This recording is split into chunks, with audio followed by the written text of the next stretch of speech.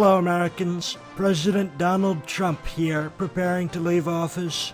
I have to work about half a day, but then I'm watching Jay Todd on his gaming show. It's amazing, huge, best show on the web, believe me. Jay is really terrific, great guy. Everyone agrees. Other gambling shows are fake news, filmed in a swamp or something, which I will drain. And here's what's happening this week in gambling.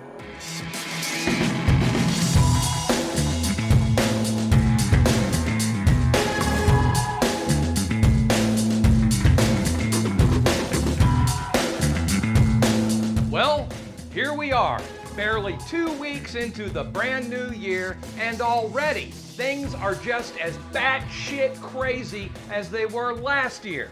We've got people storming the Capitol building, we've got a president that's about to be impeached, and on top of that, the McRib sandwich will soon be gone again.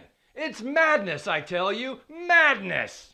This week's big story is not that Donald Trump will soon be leaving office, but what happens when he does. Significantly, the chairman of the Federal Communications Commission has also announced that he will be stepping down, and that's good news for online gambling and really anyone who likes the internet. You may remember that FCC Chairman Ajit Pai killed net neutrality back in 2018 despite objections from the public, government officials, and even some of his own FCC employees.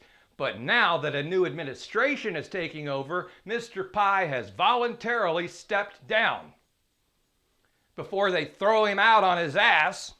You see, net neutrality forces internet service providers to treat all traffic on the web equally, and it prevents them from slowing down or throttling your service just to force you to pay more. And with the explosion of online gambling, poker, and sports betting, that can only be a good thing for players. Ever since Mr. Pai killed net neutrality, ISPs have been raising their rates but not their level of service, which is exactly what many experts predicted would happen. But hey, you can't really blame Mr. Pai. After all, he used to work for the ISPs and was basically just a corporate shill while he was heading up the FCC. Now, however, with a new FCC chairperson moving in and Ajit Pai hole moving out, the net neutrality rules are expected to be reinstated. And that's great news, not just for online gambling, but for streaming services and virtual reality and life in general. So who knows? Maybe there is still some hope for 2021.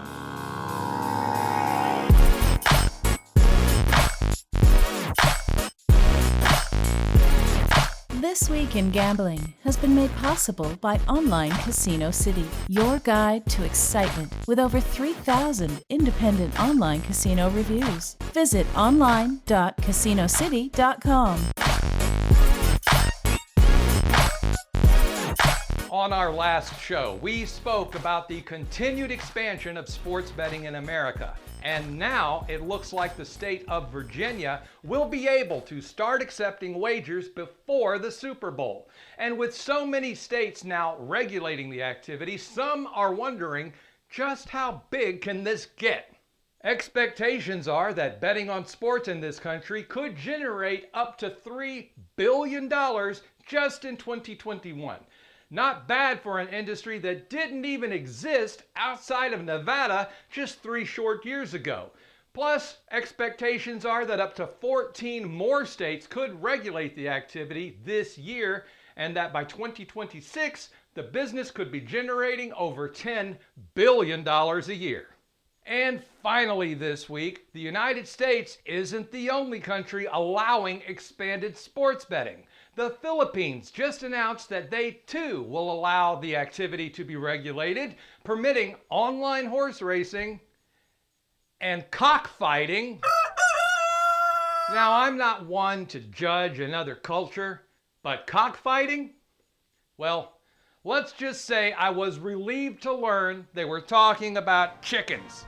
And hey, I enjoy a bucket of KFC as much as the next guy. Okay, so I'm out of here. I just have to send one last tweet. And if someone could help me get this desk in my van, that would be huge. Huge.